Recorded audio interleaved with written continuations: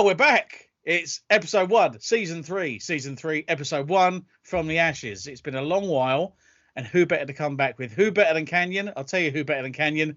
Phil Bedwell. Right? It goes Canyon, Phil Bed. No, it goes everyone else, Canyon, Phil Bedwell. But you know, yeah. But a third out of the entirety of the universe is all right. That's right. You're my second favourite person. Everyone else was tied for first. Don't use my promo back. Oh, no, I can't help. How you been, mate? You good?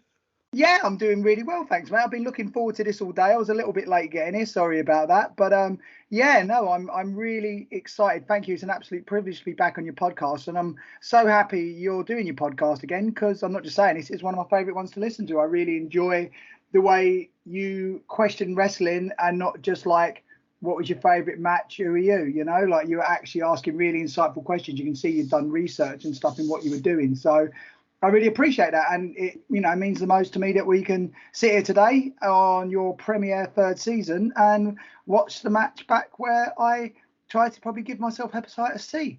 The thing is, though, mate, we grew up watching all the original shoot interviews, the RF video, and all that kind of stuff, and I think that gave us a different appreciation for stuff like this. That they weren't just, well, the early ones were very much like, hello, what did you do as your first match? But over time, they kind of progressed and they got better, and people actually had conversations. And I think those are the ones that stuck in our minds more, where the people actually kind of got into, rather than just, my name's Dave, I wrestled for 5 years for Vince, I had a title once.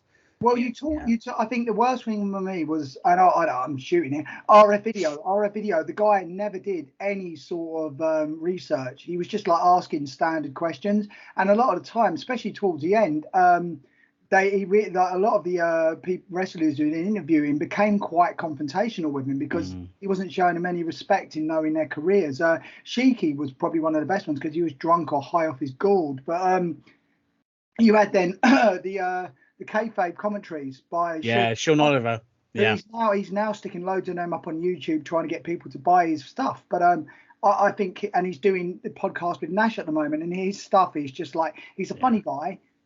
He does loads of meticulous interviews, and his timelines and stuff, he asks really pertinent questions, like his ones. Yeah, he's not even on this platform. I'm giving him a pop, but his ones with Piper and Nash and stuff, or Cornette. I mean, he was the reason that Cornette got into podcasting, because the first few of his ones are like Cornette's 1997 timeline is absolutely legendary. So well, I was going to say, because he did the timeline WCW or timeline WWF ones, isn't he, where he's popping up a year and talk about what it was like to be in there at that time or booking at that time. And that's the kind of in-depth stuff that really is more interesting than just, hey, I saw you had a match one time with a shark and it was really good. It's more substance.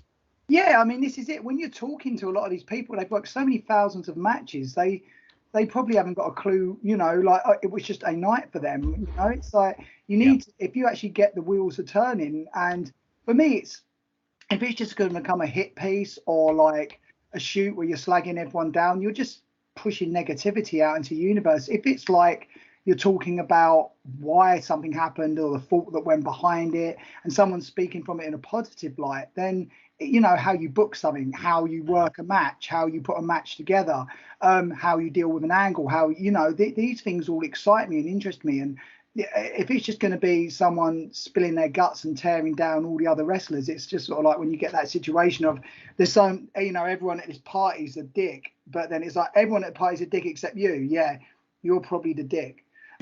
You can do that in any Facebook chat anytime you want.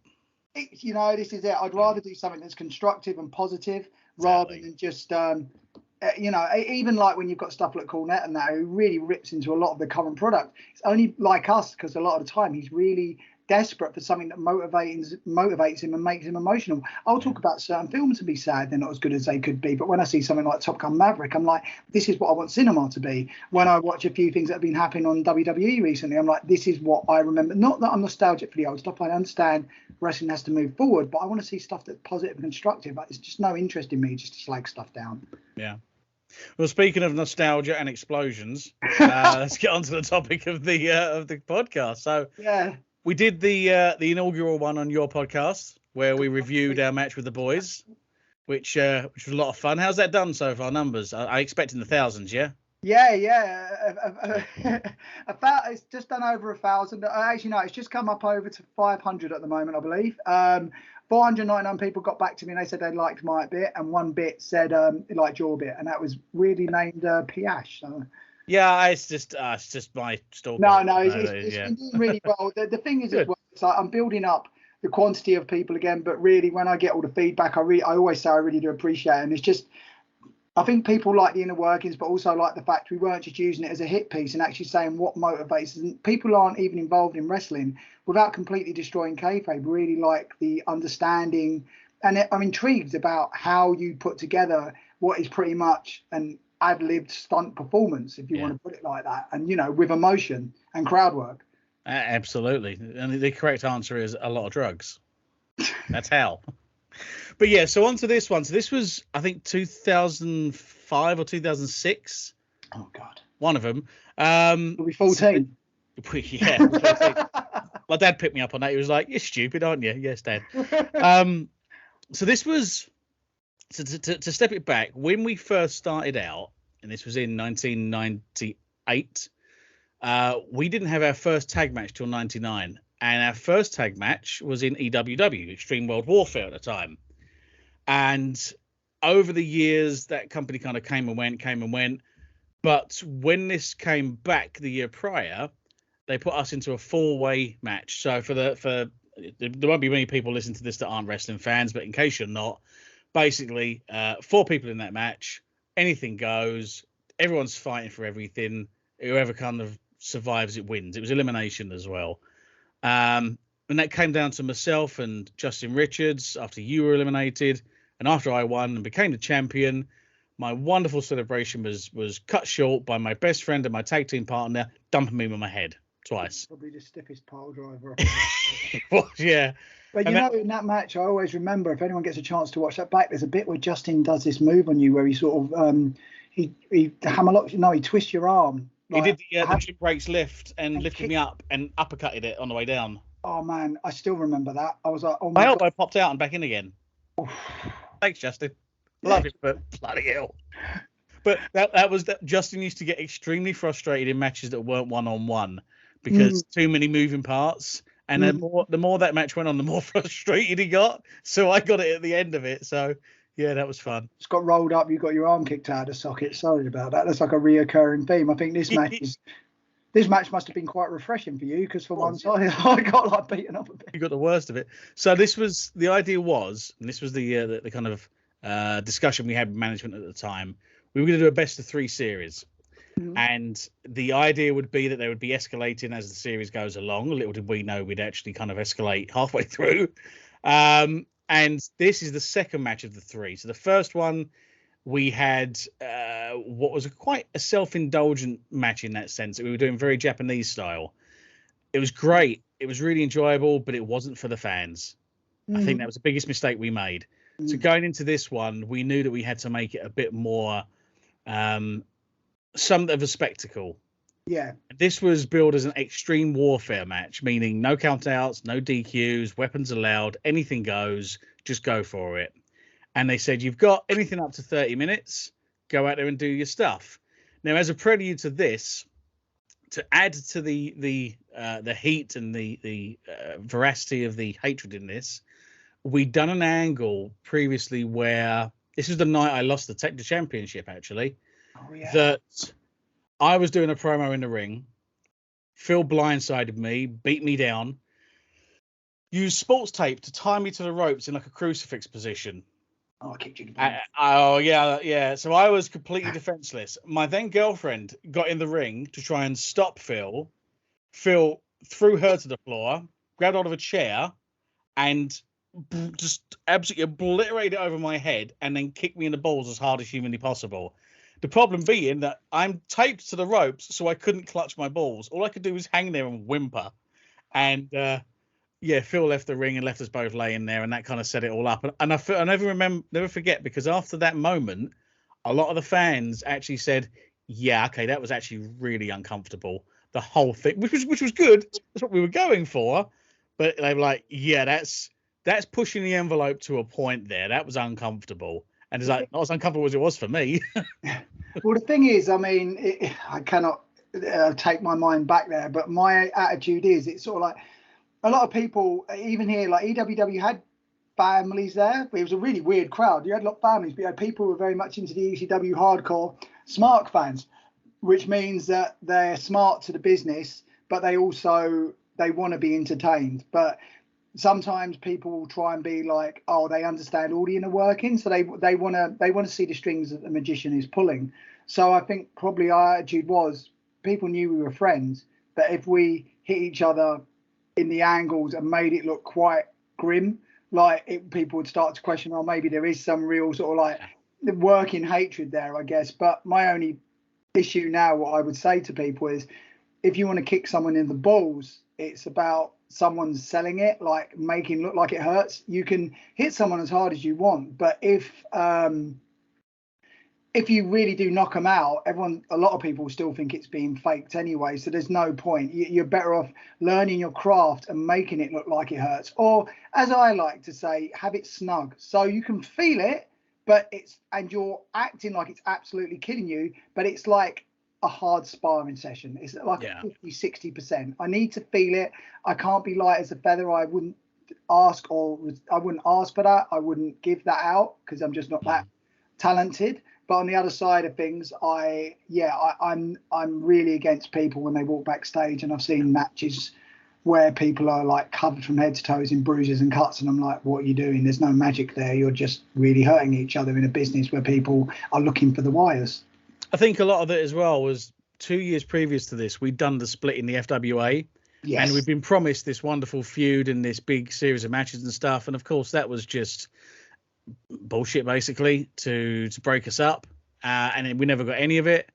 So I think there was a lot of frustration from our side that we knew we had something we wanted to show in terms of expressive art. And we knew that we could go to that level. We could do this Japanese style, but blending it with entertainment style. We could go heavy.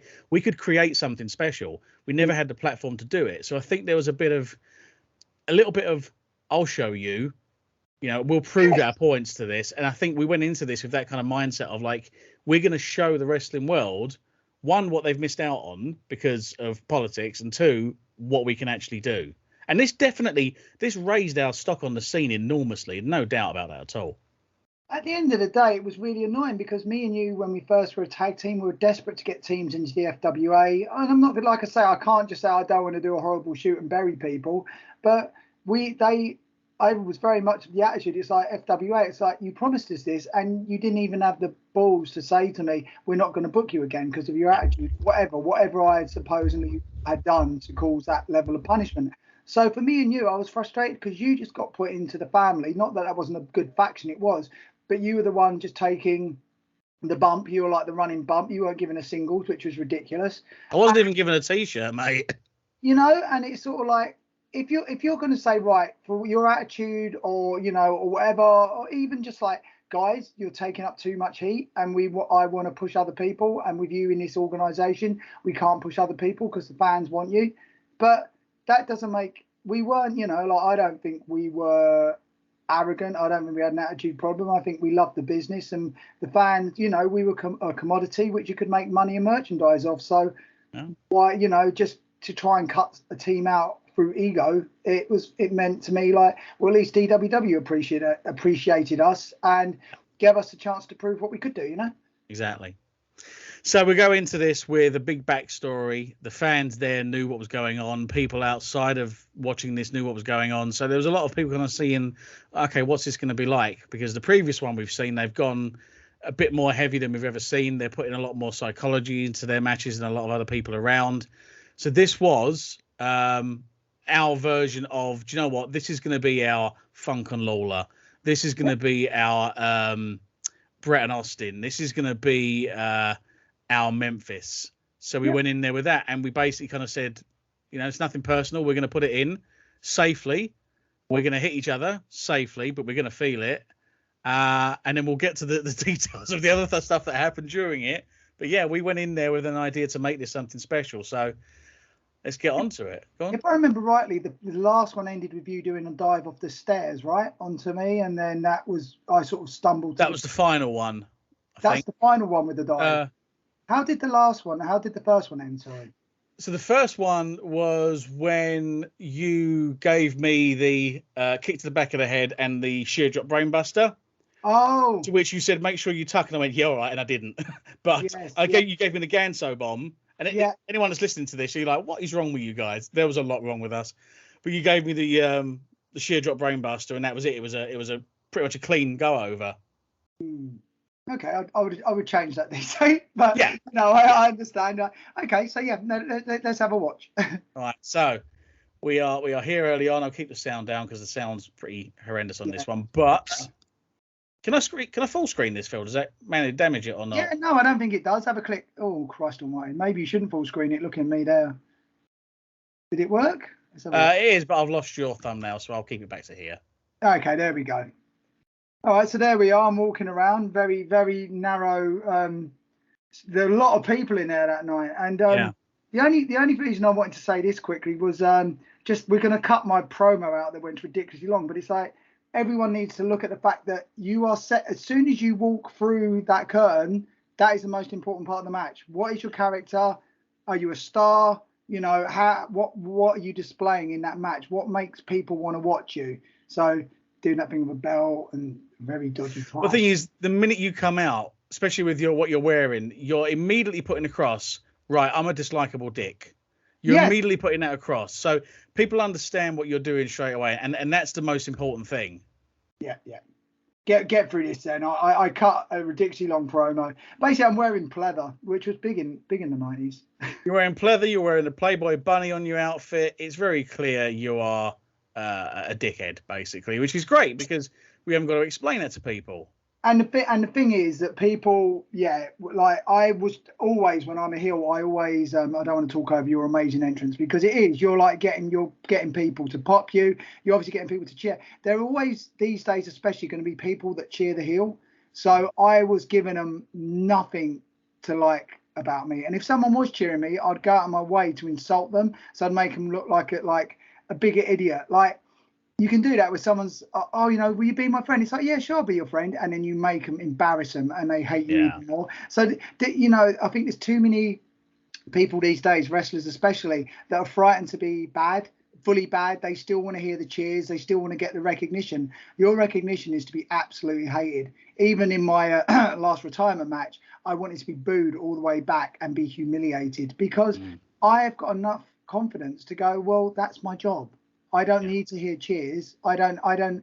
This is my, and if I'm a good guy, it is my job to get cheers. I don't need to do all the hardcore stuff, or I don't need to break the rules. You got to have confidence in yourself and in your character and know what your character would do in those situations. But anyway, sorry. And it's funny you mentioned that because this point here where I'm basically hugging this guy in the audience. I don't even know who this guy is.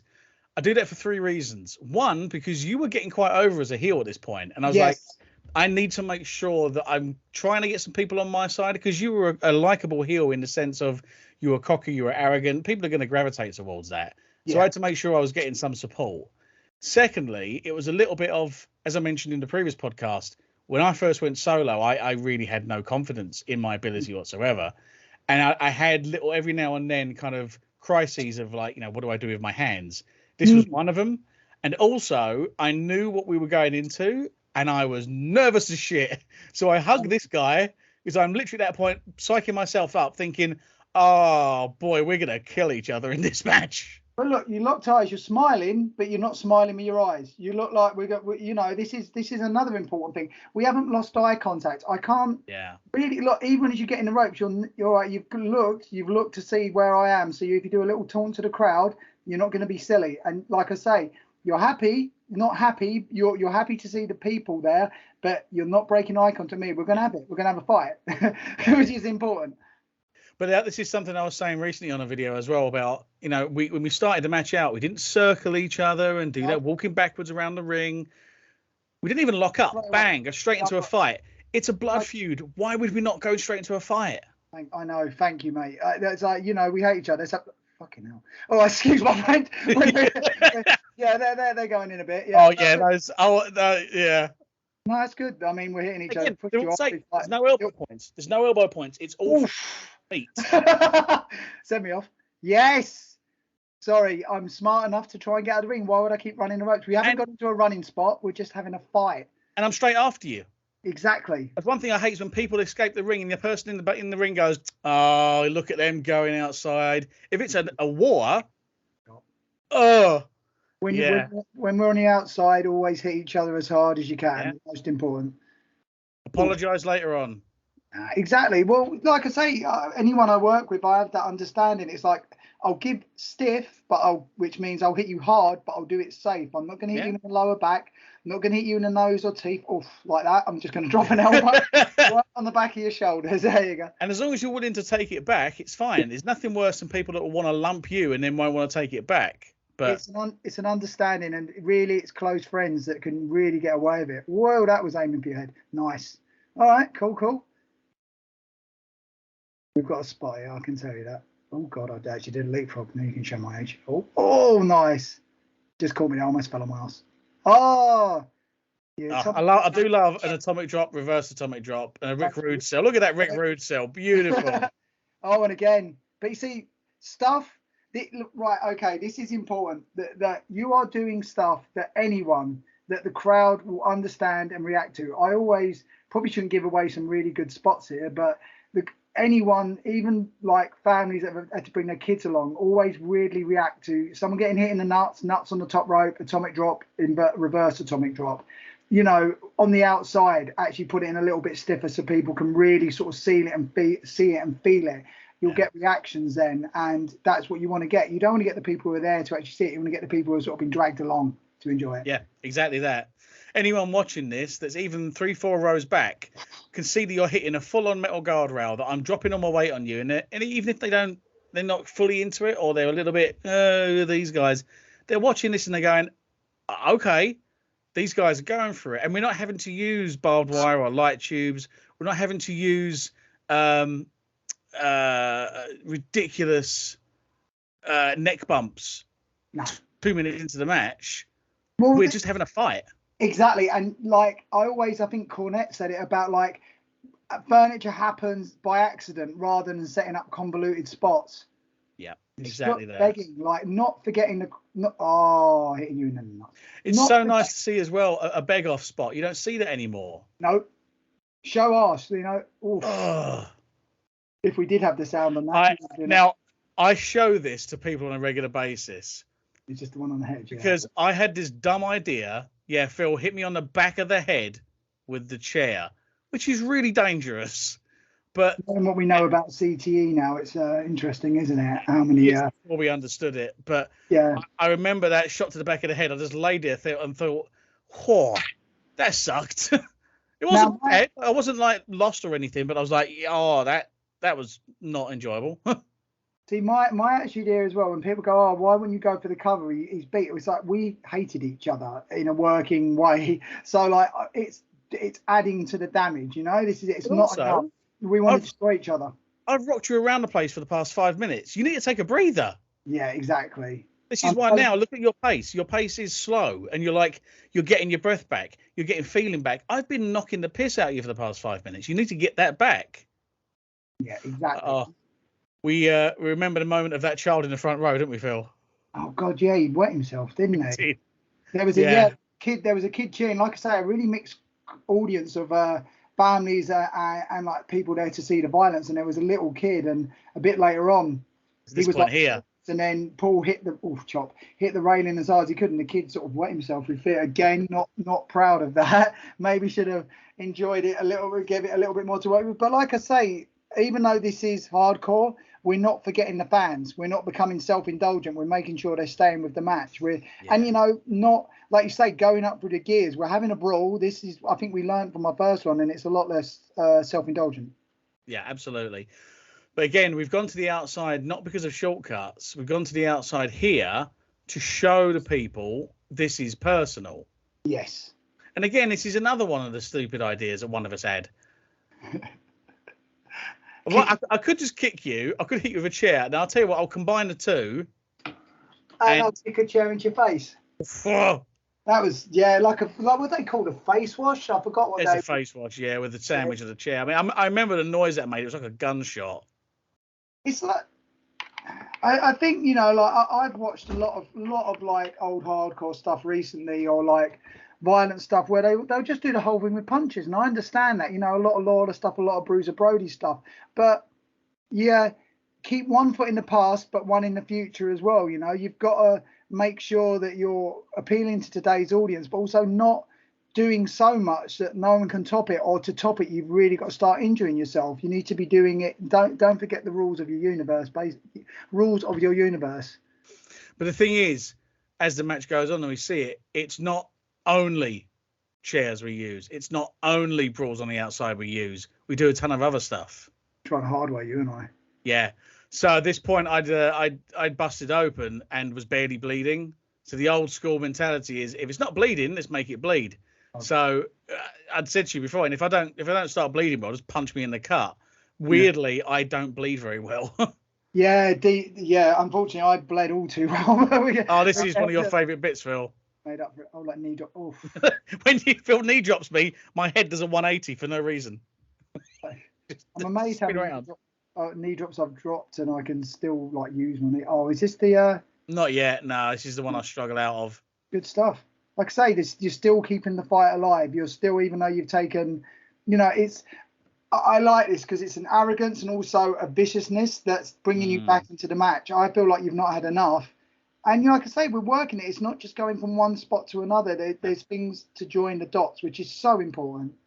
But you're giving them a reason to still cheer for me. You're giving them a reason to try and get behind me, because at the moment you're kicking my ass. So I've got to have a little bit of hope. And in this kind of a match, my hope doesn't need to be moves and spots. My hope needs to be fighting you.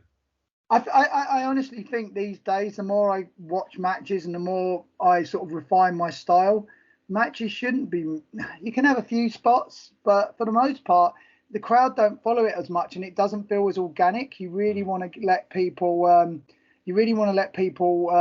Just enjoy the moment. And if it gets too convoluted, it's like when comedians, they know where they're going, and they're going to tell the joke, but even if they've memorized it all, they'll break it up into chunks so you can follow it. They're not just trying to go through all the different points and come to the punchline as quickly as possible, because you miss all the, you know, they might add a little bit of it. They're just going to go with the moment, and that's so important, I think, these days. Going from not planning anything the way we were taught to planning quite a lot to now having a nice mix between the two.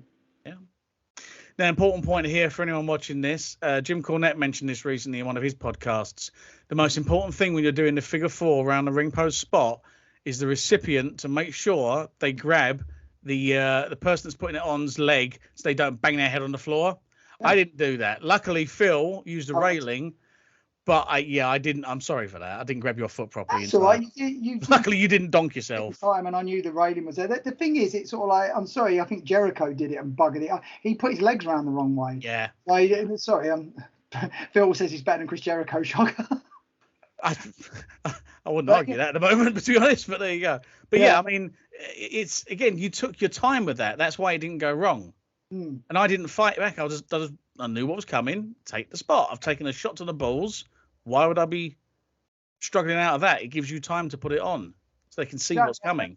And like I say, for me, it's like, okay, it's got to a point where, unlike other matches, we really, really want to hurt each other. But it's not like, okay, we're using a chair, but I'm using a chair to work your knee. I'm trying to destroy you, basically. It's not enough just to win. I want to make sure you can never get back in the ring again, or anytime you get up in the morning, you're going to think about this match, you know? So it's using weapons, but not just trying to drop you on your head 50 times, because it would then break the world of wrestling. It's like, well, how can anyone take that much? You know, it's sort of like being sensible with what you're doing. Thank you, Triple H, for this, I guess. What's good about this as well is this breaks the chair. So anyone that says wrestling's fake, it's not all real, anyone that's ever used one of the chairs in this country, which are far thicker than the ones in the States, and they're heavy, sound is all over the place on this. For my weight to break that is quite considerable. Old school crippler crab, that was moody. It was fine, but I could really feel that, because the pressure is enormous on that move. Yeah, you've bridged up out of it, which is good. But this is what I mean. It's sort of like punishing you, and also at the same time, like I say, just wanting to hurt each other. But there's you like I say, like there's not worrying about spots. There's a hell of a lot of you're taking a hell of a beating, basically. This is what I mean. Not enough that it looks ridiculous that you could carry on, but you couldn't carry on, sorry. But at the same time, making sure that we are actually being sensible with it. I'm just, using weapons and stuff, but making sure that we're doing it. Oh, really waking, doing it. And I'm just completely working your spine up and down. It See, the thing is as well here, though, right? You're working me over, you're breaking me down, but it's all done with a decent amount of time. Like, you're not rushing anything. You're making it count. You're making it sink in. I think at this point, I said, if you just quit on yourself now, that I'll let you go or something like that. And it was a really good way to get a pop. Everyone goes, oh, we need to do a heat spot involving moves. You just went screw you or F you, and you got the crowd cheering for you again. And yeah, that was the thing. It was like you're being the coward here by saying, I'm giving you a way out of this. You can quit and I'll stop beating on you. One, that comes across as arrogant. But two, that's like, full well that if I get a chance to come back, I'm going to kick your ass. Exactly. So it's cowardly on both levels. But then, of course, being the extreme crowd, I tell you to F off. And it's like, right, okay, have a kick in the face for that. Oh, Jesus. So, but, one thing I'm really proud of as well, I'd seen into it, we're not doing loads of running spots. I think this is definitely different from the first one. We've really sort of like, it's paced really well. Oh, I've gone from a Hurricane Rana, but nope, almost took a bump. Well done, Phil. Is this your senton? Yeah, this sucked. This really sucked. I used to do this a lot as my spot of hope, missing it. But it always sucked. I did that once to Martin Stone, and we hadn't called it. And I just ended up on the second rope, and I said, I'll do something. And as I was up there, I thought, I actually don't know how to pull this. Oh. So I just laid it on him full whack, and he wasn't too happy about that. But was it better than Steve Austin's one? Yeah, it was, because it was just full on. I love this, because this is you showing that you're not just a brawler, you're not just shortcuts. Look at that. Perfect top rope Frankenstein. Beautiful. Thanks, mate. Really appreciate it. This is something I need to say as well. It's like, again, being heel. Okay, I'm doing a cool move, but I'm not giving the crowd any reason to cheer me. I'm straight away after doing it, I'm like insulting them. I'm railing on you. It's like that. All right, if you want it, it's not like heels can't do anything athletically impressive, but you have to just be like, do it. You're hated so much, people go, okay, fair play, that was good, but you're still a prick. And now, okay, and this gives me a reason to get the table, because you've said to me, I'm not going to give up no matter what. So it's like, all right, then I'm going to end you. Yeah. And in a wrestling way, we end each other by dropping each other from the table. I mean, this thing, to explain this, it doesn't need to be any more complex than you want to hurt me. Yeah, that's as simple as that. You want to punish me. But keep it simple. But for context, for people who are watching this, or even the people that are listening to it, that is a pasting table. Yeah. Designed to hold wallpaper, not designed to have any amount of weight. And if you put paint on that, you're risking it snapping in the middle, because it is just the thinnest wood imaginable. But of course, with a budget, that's all we could get hold of. And we were both poor and we had to buy it ourselves. Yeah. But here, you're like, okay, we're going to go to a different level here. I'm going to brainbuster you out of the ring through this table. And we knew this was important. This was the big spot. So we needed to build anticipation for it. That's another thing that grinds my gear these days. People will go straight into this spot where we're brawling and we're hitting each other very hard. Yeah, this was ridiculous. We hit each other so hard here. His elbows are poof, poof. Yeah, they were just like legit hard as possible. Oof, I almost held onto the ropes wrong way. I didn't know. Oof, and there we go. Pole driver off the apron. I remember, which is mental. Jetta seeing that, Vicky, and just looking around at me and going, Philip, you could have died.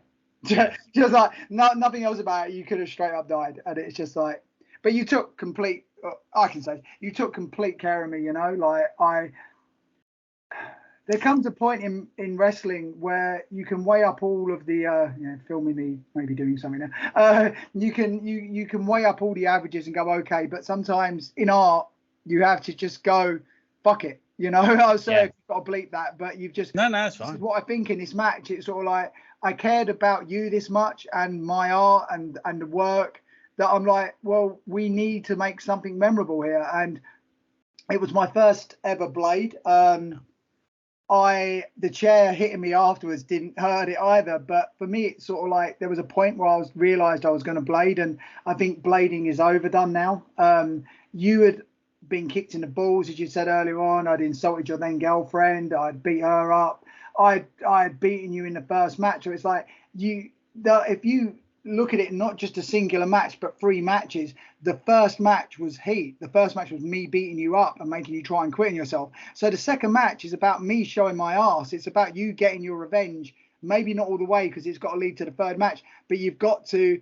What I wanted to do to you, make you quit on yourself, make you never want to come back into wrestling again, you're going to do on me. And I owed you this. And in a way, I owed myself this. I got a few people after this, wrestlers, saying you didn't know what you were doing, or you don't know blade and stuff like that. No, I knew exactly what I was doing, but I was just willing to go there. It wasn't as much as blood that come out now. It wasn't bad a couple of days later. I had to wrestle again after this. That's another story I can tell another time. But like, it was done for a reason. It was done, and years later, people still talk about this. We can still reminisce about it. So was it worth it? Yeah. I don't think anyone would say to Eddie Guerrero when that big, massive, juicy hit with JBL, oh, you don't know how to blade. You're not doing that right.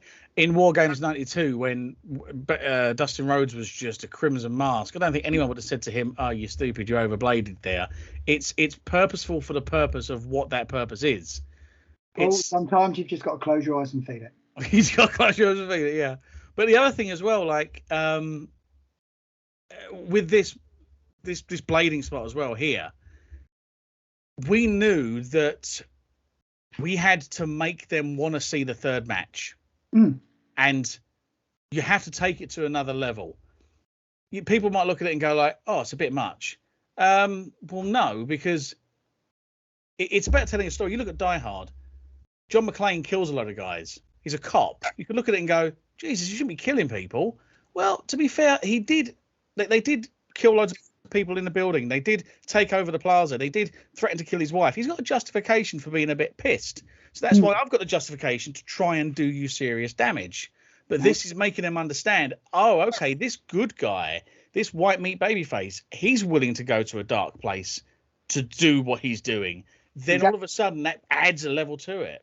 And in a way, this was a good thing because it gave you that heat. Like, it's all right being a white meat babyface, but I think even baby faces have to have an edge. They have to have something. It's like all heels have to be justified, and there has to be, in a way, a goodness in them. That even if it's something that even in their own self-belief, they believe they're doing good, they're doing right for themselves, even if it's completely selfish. And with good guys, there has to be, or if you push me far enough, I'm going to go there. You have to have that resolve of going, I can go dark, it's sort of like you've taken it, and that gives you that edge that makes you a cool baby face. It's not like you have to hit each other in the nuts and stuff and never observe the rules of being a baby face. Quite the opposite. But you just have to have that edge so fans can believe in you. They know that you're not going to take any prisoners when it comes to it. But also, again, it's like the crescendo of a song. I've done that pole driver through the table. I don't then suddenly get some barbed wire out and clothesline you with that around my arm and then put it on your head and pole drive you off the top rope and then set fire to you and stamp on that because I have to go to all these extra levels to get the match over. There's one. You hit the crescendo of the song and then you come back down. Yes. Yeah, and we needed to we knew this was going to be the big spot, so it's not like we're planning tons of stuff after this. I think maybe when we get to it, I told you at one point that I think I was going out a little bit. I'd lost so much blood, so I didn't know. I'd never. This was my first blade. I practiced at one time at home. Well, this was the point where we got the title of the podcast. That is at this point, I kind of said, Phil, you don't look too good, because at this point. Actually, no, it wasn't yet. No, because at the moment I do that, which is that was the point of the chair hit me right in the cut, which is brilliant because it really opened it up. Like, it was a good blade, but then I remember at one point here, there's a woman in a white dress. There she is on her left hand side, and as I looked at her, the whole front of her dress turned pink, and I was like, oh Christ, Well, this is the thing. This is similar to the JBL and Eddie Guerrero's spot. At this point, you were bleeding okay, and I was like, oh, he's got a good bit of colour there. I said, I'm gonna give you a chair shot. I got a bit carried away, and as we'll see here, and I'll put the sound on. Yeah. Ready? Oh. It's like a dull thud, and that broke the chair seat and opened you up like a can of mustard. Yeah, you can't get mustard in cans. Can of mustard? Yeah. There's me bleeding on the woman. And it was interesting because there were people there that think it's fake. And when I was bleeding everywhere, they're looking for the blood capture or something like that. I remember at that point, I wiped. You never should wipe colour. I learned afterwards. If you've got a crimson mask going on, you'd never wipe your head because then you take all the blood away. But you couldn't see. Both my contact lenses are filled up full of blood. So everything was a pink mist. So I had to wipe my face to try and get some of the blood away. And as soon as I did it, it felt like a warm shower again. So I was like, okay, this is really coming out now. I wasn't panicked. I just felt like we're doing a good job. And it was weird because the families went a little bit quiet, which, in retrospect, sorry, but this was not that sort of match. But people were murmuring now where no one was bored. Everyone was very, very interested. But it was like, okay, it's hit that next level of believability. People were thinking, this is quite real now. But this is something I love, and this shows how good you are, right? You're crawling back to the ring. You're doing it on your knees, so you're up and visible. Everyone can see you. You come up, so everyone can see the whole time. You're not on all fours. You're not crawling and letting it bleed on the floor. What's the point of bleeding on the floor? The other two sides of the ring can't see it. But you're up. You're crawling on your knees, so everyone can see it, and they're going, oh, God, he's bleeding a lot. So it's extremely visual. I don't know where I got that from, but I've always had a thing about as I'm doing it, it's like I'm thinking to myself, how does this look? So if I'm selling, I'm always aware as a baby face, or, as a good guy or a bad guy, baby face or heel, how is the crowd going to react to this? And I'm listening to it in real time. Do they care? Are they booing me if I'm a bad guy? Are they cheering me? Are they happy I'm getting beaten up? Are they indifferent? Are people talking amongst themselves? You always got to be working. You've always got to be listening. And if it's not working, change it up. Adapt. But you look at that, like you've already wiped your face off once, and within seconds it's back, and you are covered. They had to throw away the ring canvas after this, didn't they? Yeah, there's me wiping it again. I'm like, yeah, this is heavy. I mean, at this point, this as well, I got a bit carried away because I remember that being really stiff on you. The second one, actually, it's your comeback in it. So like you're hit already. I mean, this is fair enough. It's like I'm just selling it, and I'm just sort of like aware that. I mean, I can feel it. Oh God, you're doing the 10 punch, which is great. This is your revenge. This whole match up until this point has been hitting you, so you're finally getting it back, and you're making sure that blood is going. Yeah, I mean, it's sort of like we're not trying to do we're not doing sleeps and leaps now. We did a few whips and stuff like that, but you're just kicking the hell out of me. There you go. I think I managed to. Yeah, boot right in the face. But not for long. No. Oh, drop. Really low drop kick right in the breadbasket. No, at least it wasn't in the head again. So yeah, oh Jesus, nice. Yeah, I remember you said, "Yep, we'll do the moonsault. We've done this in training." But understandably, you weren't able to pull off a full-on moonsault, and luckily you were okay with that. But looking at it back, not. I over-rotated. I landed on my forehead, and now I remember I said to you that is the point where I said, Paul, I think I'm going out. Bleeding a bit, and now blood. The thing is, you can see there for anyone that's watching this, you can see it literally running off your chin like a tap. It is running down your face from your head and running off your chin.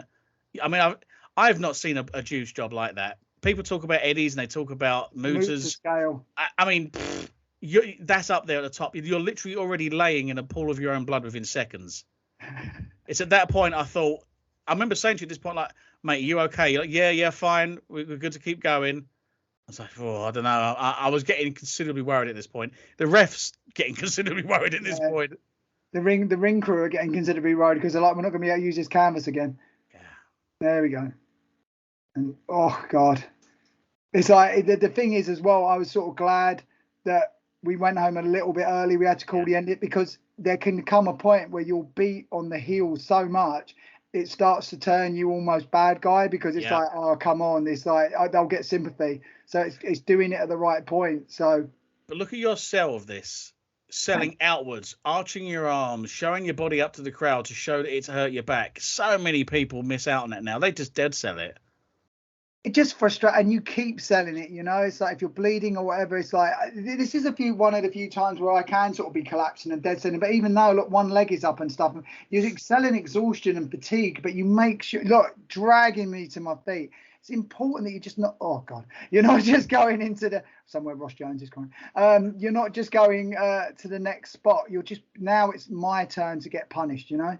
Yeah. And this was good actually. We went to this a little bit earlier, and this is a thing, so it gets to the finish, so it's a big enough bump for you to take that it buys me some time. And but like after this, we both agreed, like, yeah, you know, let's go home early. The fundamental thing there as well, when you've got a weapon, smack it against a ring apron so people know it's real. Yeah, very true, very, very true. Just remember setting this up and thinking, oh God, this is like standing paper up. Yeah, it really, yeah, like over time they got bigger tables, but now tables that don't break. But you know, back then it was like, I actually can't believe I was able to do this at this point. I was able to land on my feet like that. Incredible. So meaty, man. And then, but you know, it was at this point you said to me, you went, yeah, we're gonna have to go home now, because you were like, you were starting to feel it. I remember you picked me up here and you went, because I'd previously said to you, are you okay to carry on? You went, yeah. At that point you went, yeah, we got to go home, mate. I'm done. Selling it. And that, you know, like I can't get back into it. And also as well, like I say, I'm aware that the crowd were reacting to it, but I didn't want them to start caring for me. And also as well, I didn't want it to become too uncomfortable. That level of blood loss, you owe it to the audience. They're there, they bought a ticket, they want to be entertained. You owe it to the audience not to make them feel bad for not ever wanting to come again, going, oh, that was disgusting. You know, you don't want it to become gratuitous. Yeah, exactly. Managed to break out of this. DVD on you, I believe. Yeah. I like how you definitely driving me straight into your pool of blood. Yeah, nice of me. I was like, oh, we've got technical struggles. The DVD knocked out the feed. There we go. And I'm still, I can't, like, I'm trying to get you from my finish, but I'm on rubber legs. I've barely got anything left in me. I can't get you up for the brain buster. So cross-armed. Woodish. And here's the key thing. As the camera closes in, you see the blood spurting out of your head like a faucet. Do you know what? I intentionally didn't watch this back to today. I'm about blowing our own trumpets. It's like it's not good. I don't know. Maybe with today's goggles, it's sort of like it wasn't gratuitous. We didn't we didn't try and take it. Yeah, now. Yeah, if anyone watching this can see the cursor, watch the top of Phil's head. You literally see it going and spurting out when it gets a bit closer. Where Vicky does. Poor Vicky, bless her. She got in there and literally just went, I'm having none of this. I'm not getting near this.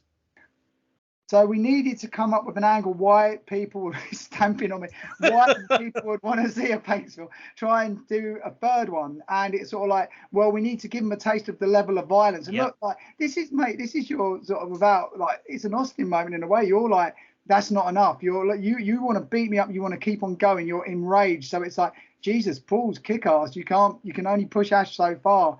And, you know, reverse the decision. That hatred is still burning. So it was like a disqualification. Yeah. What do you think?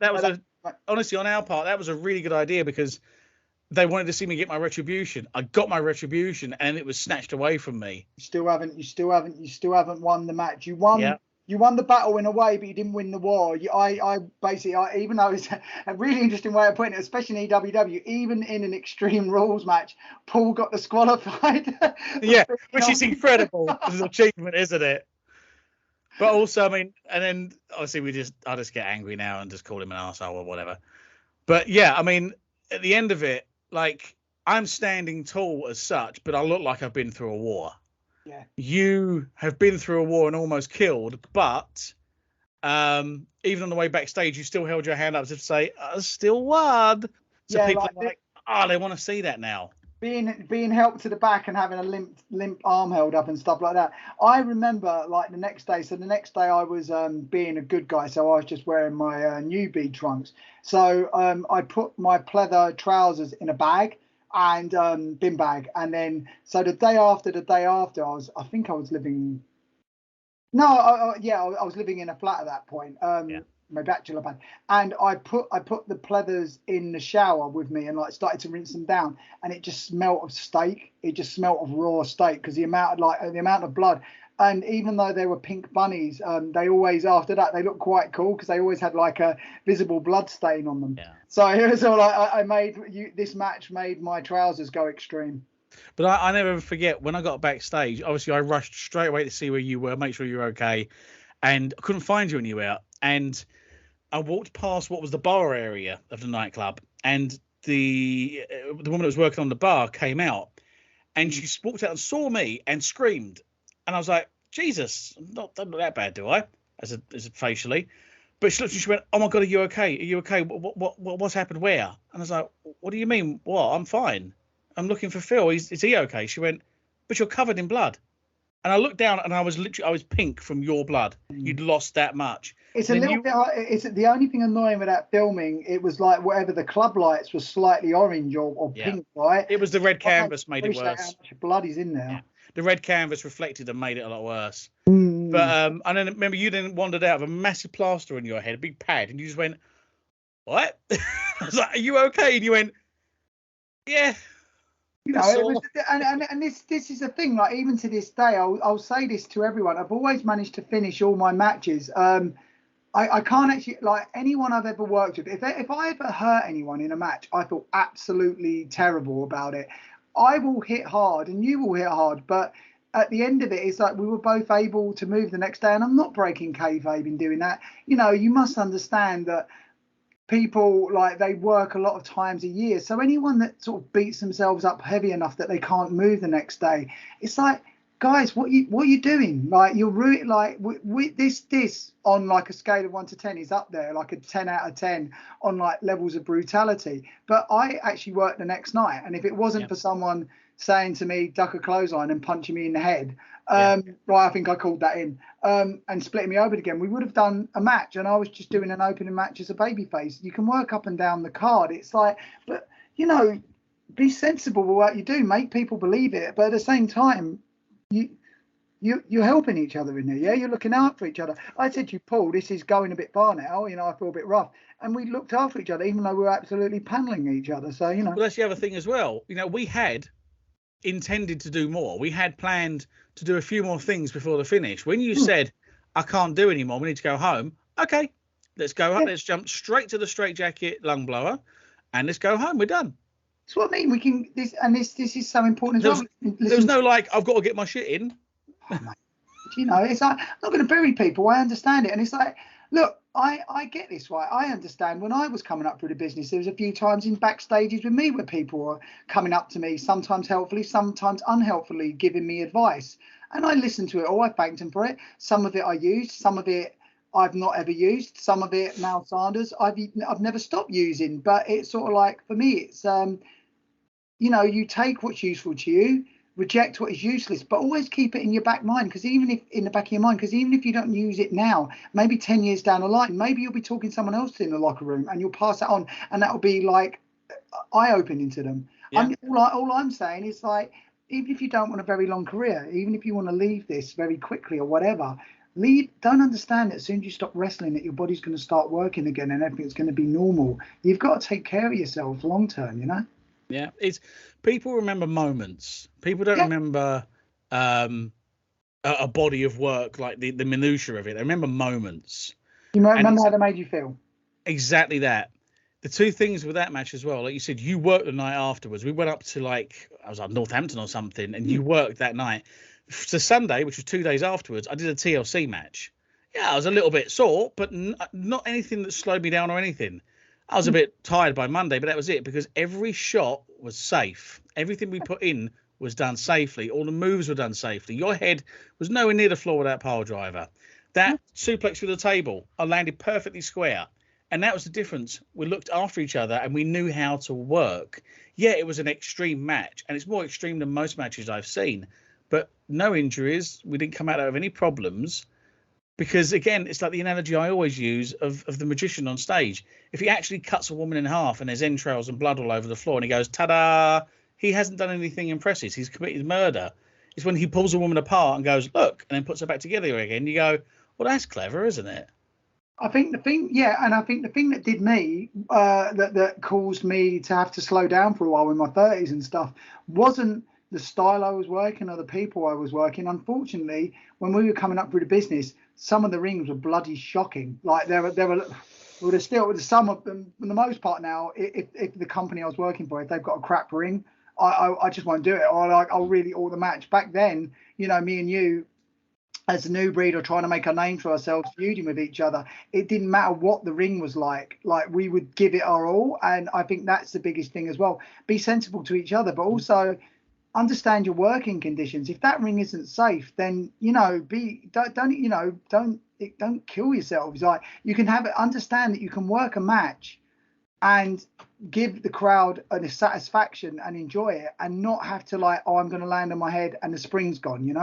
I remember hearing that so many times, Paul. You'll probably get this as well back in the day, where we'd be ready to go out and someone would go, "Oh, one of the boards has come up," which means one of the wooden boards has come out, or the padding's moved, or the spring's broken, which means it's a lot more dangerous to take bumps in that ring. And we'd go, "Well, we just got to do it anyway." And it's just like, why, man? It's like scary times, Well, there was that match we did, that three-way, where the spring went, and I come off the top rope with a frog splash, and as I landed, my left arm from elbow to fingertips went numb, and my right arm from elbow to shoulder went numb, because I landed so solid on this non-giving ring. And I'm like, that's no way to live. That's not good. But you watch our match there. There's no dives to the outside. There was no crazy bumps on the floor. There was no backdrops on the floor. There was no bumps on the apron or anything like that. All the bumps were measured and safe. The only risky bump, by any stretch of the imagination, was the pile driver off the apron. And it was completely safe. It's very true. And also as well, everything we did, we sold. When I kicked the chair, I mean, this is it. In my mind, I don't know why, but I think maybe because some of the stuff I watch now, I think, oh, we were just going from spot to spot, but everything makes sense. It's like, when I kicked your head through that chair, you sold it for a significant amount of time. When I, there's no, when I give you the back breaker on the chair and stuff, we're not up minutes later doing the sleep, leap and running spot. In fact, we did a couple of leapfrogs at the beginning, and that was it. It was actually a lot less running and stuff. And it's like, understand the matches, you go from a 1 to a 2 to a 3 to a 4. Once you're at a 4, you can't go back to 1 again. So if you're getting to a point where you've done the fire up and you're fist fighting, you're not going to go back into a tie up. It's like, and similarly, if you've done running spots and you're both athletic, but now you've started hitting each other with the big moves, you're not suddenly going to have the wherewithal to run ropes and leapfrog out of the way. If anything, if you do a running spot and you bumped into each other, it makes a lot of sense, right? Because you're fatiguing. It's like, you've got to, again, I keep going back to this, the rules of your universe. Do the right thing at the right time that makes sense. If it's like, oh shit, we forgot that, we better try and get that in now. No, leave it, reject it, because it won't make any sense. And as soon as, sorry, go on. I was going to say, I dropped you nuts first on the top rope. I didn't send you off the ropes after that to do a running spot. It's like, I'm brushing around it here, but there was a match on AEW. I think it was Aleister Black against Cody Rhodes, and they always talk about that they hit his finish. Aleister Black hit his kick finish, and then a couple of minutes later they're doing a running spot off the ropes. It's just like, and listen, it's today's wrestling style. It's a video game style of wrestling. I'm not saying it's wrong, but I'm just saying, for me personally, it doesn't make sense. And actually, when I now and again mention I'm a wrestler to people, actors or just casuals in shops and stuff, they will just sort of say to me, they don't get it now, because it becomes something to almost sneer at, because it doesn't make sense, or it's become so much of an in-joke. And I'm not burying wrestling here, but it's just, it needs to make sense. Like, even a Marvel film now needs to make sense. When they start to go off script a little bit, it's like they're not selling as much, not as many people go and see it, because they're breaking their own rules of the universe. There's no sense of danger. If you always know the hero's going to be safe, there's no drama there, so people will become less invested in it. If you do a bunch of moves, but then you're no selling it at the end, or you just pop straight back up and walk backstage, then the crowd are like, well, I was silly to believe in that, really, because he's obviously not hurt, Yeah, no, it's absolutely that. But, with that match, I think we went into that trying to tell a story and trying to tell our story. But rather than the first match was purely our story for us, this was our story for the fans and for the universe that we were in.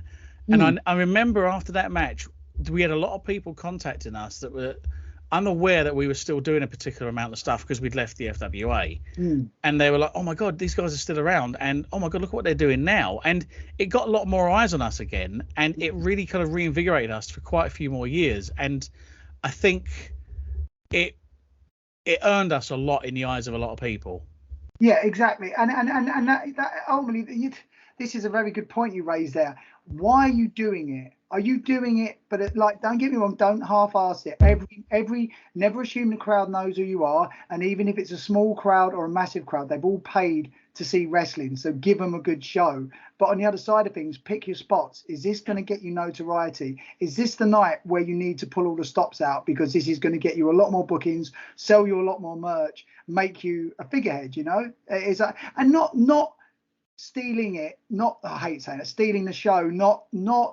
Not ruining the show for your own gains, but knowing when you're given an opportunity, are you making the most of that opportunity? Or, you know, or even if your opportunity is you're going to lose 10 times in a row, are you making the crowd care that you're losing? Are the crowd happy to see you lose? Because there should always be a reason. You always do the best possible job in the role you've given, and don't bitch about it. You can still be a valuable member of the team, even if you're just losing all the time. And I'm very reticent to say jobbing, because don't get an ego in yourself. You know, like, if you're losing, you can still be valuable in loss as much as you can be invaluable in winning.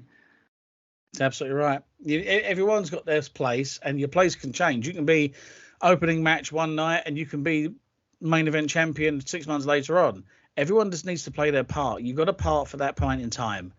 And just do the part that you're asked to do to the best of the ability that you're asked to do it. And that's what gets you to work. Like I always say to people, getting a booking somewhere, that's great. Getting repeat bookings, that's the achievement.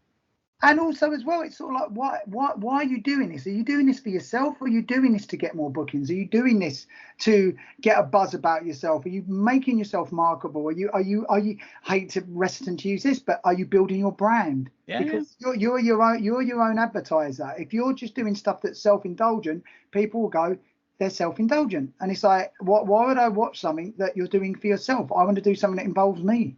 And from a booker's perspective, I've been booking now for the best part of a decade.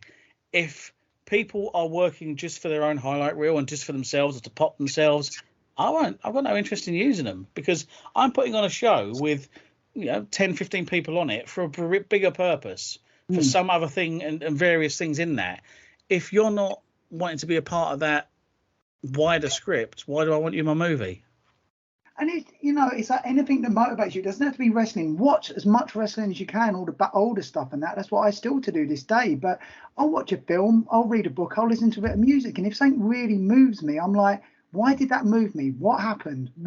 And then I might look at my own face and go, what did my face do when I felt moved? And I'll just remember it, I love walking along. This sounds a bit weird now. I love walking along with headphones on. I'm not listening to anything. But if I see someone walking in a certain way, and I'm a bit of a douche, aren't they? Well, okay, why are they walking? Are they drunk? What are they doing with their shoulders? What are they doing with their head? How are they talking? What is their body language like? Because from behind, I don't like them. So if I got round to the front of them, I'll look at them there. What are they, not that they're going to give me a slap, but or they look really approachable. What are they doing that's nice? How are they, always be endlessly curious about everything in life, because it might not, some of the stuff I've done might not even be in wrestling now, but I've used it in my acting, I've used it in my performance art.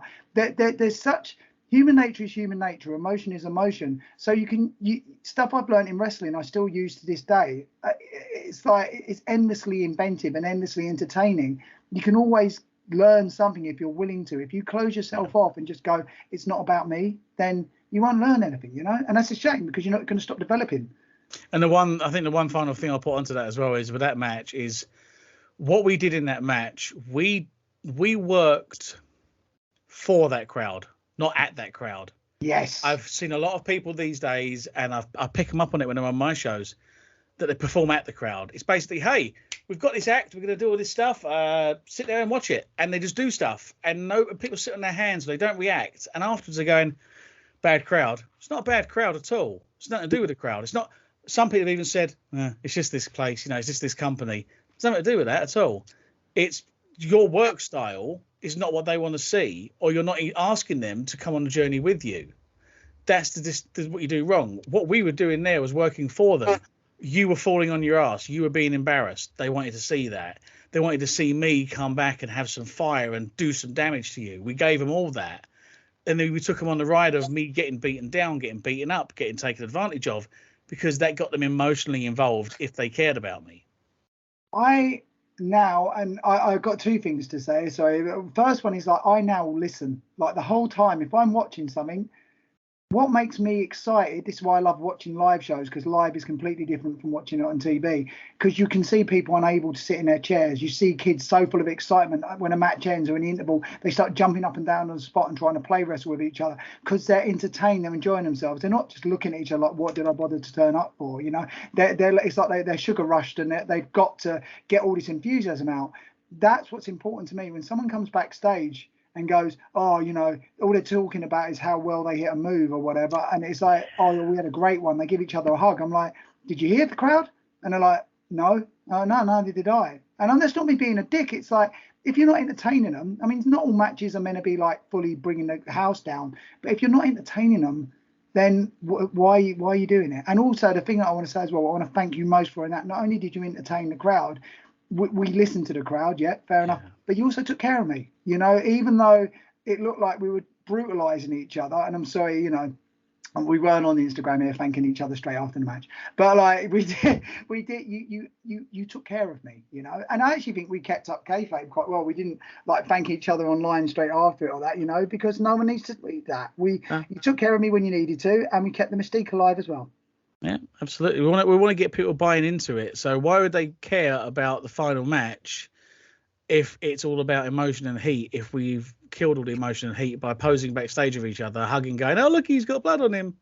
Yeah, you know, or like going straight backstage and taking pictures of each other. I mean, my thing as well is like, I'm not like, as soon as I got backstage, I see this happening all the time as well in big companies where they, you know, they're covered in blood and the first thing they do is look at the camera and give a smile or like a thumbs up, or they're straight backstage taking pictures of it for their Instagram. It's like, I just went backstage and had a shower because you've seen it. That's the art. The art is in the YouTube or the video that people can carry on watching. But you don't need to see behind the curtain. That's for me. That's for you. That's not part of the performance. You're sorry, audience. I love you. You pay my wages or whatever. But this bit isn't for you. That bit's for you. Understand where the barrier is and the line is. Have more confidence in yourself that you don't have to expose every part of yourself and every part of your business to be loved or be wanted. If you have a bit of mystique about you, people will be a lot more interested in you. Yeah, absolutely. Yeah. Have some confidence. But yeah, so yeah, it was fun watching that back. It was, you know, guns. But yeah, no, it was really, mate. I think we should keep doing these. I'm gonna have to do another one on my podcast, and we'll have to do some here as well because it's not just a nostalgia or ego feed for me. It's just really nice to relive this and just think, or maybe not all of it, maybe not that chair shot, but just, you know, things we did well, things we didn't do well, and just like lovely talking to you about this sort of stuff as well. Yeah, it's interesting to pull these apart, and I thought we were going to be a lot more critical of it, to be honest, coming into it, but watching it back, I'm like, do you know what? Considering a lot of the stuff that's accepted now, I can't be critical of that because we made everything mean something. We sold everything simmered and boiled properly. There wasn't rushing through stuff. There was nothing in that match that didn't make any sense or was done for the sake of it. I think the thing that I really liked about it is even though I was remembering in a weird sort of way that I did too much after I bled, and I didn't. It was like any sort of comeback I made, I was collapsing. I basically, I was just trying to push you away. I had nothing left, and you sold the bump through the table and stuff. So it like I say, I think personally, I mean, I'm in it, so I'm going to be a bit biased here. We're both in it, but I think it holds up extremely well, and I'm very, very proud of that. And, you know, very happy we got to do that. Like, this is the other thing about your art. It lives forever. Long after, if you asked me to go in there and do that match now, I'd be like, hell no. But like, we did it at that time, and that will last forever now. And you know, people's memories, for as long as they're alive, they'll remember that. Oh, people still talk about it now. People still talk back and go, oh, I remember that. That was so epic, that fight. Well, that's the goal. Yeah, exactly. That's it. Making memories for each other, but not self-indulgent memories. And, you know, doing your job, making sure the crowd are, if you know, emotionally invested and they feel something. Exactly. Like, you know. All right, mate, I'll let you go because I think it's dinner time. So I'll give you a And I'll be heart, and I'll do that as well. There we go. And I'll actually hang about. I think. Oh, it's all gone blue. Yeah, I look, don't know wait what. a minute, can I get that one up? Yeah. Hey, look at that. We're so embarrassing. Mate, thank you so much. It was great fun. This is a great way to kick off season 3, and let's do more of these. Let's get the other 2 on it. Let's get Syphil and Ollie on this as well. Yeah, let's have another 4-way dance watching a favourite bit of match. But it's been an absolute pleasure, mate. And yeah, we didn't go down the bitterness road today. Nothing but love. And I'll be seeing you very soon for some steak and waffles, mate. Yeah, see you at the weekend for steak and waffles. Take care, mate. All the best. Love you. Bye-bye. Bye now.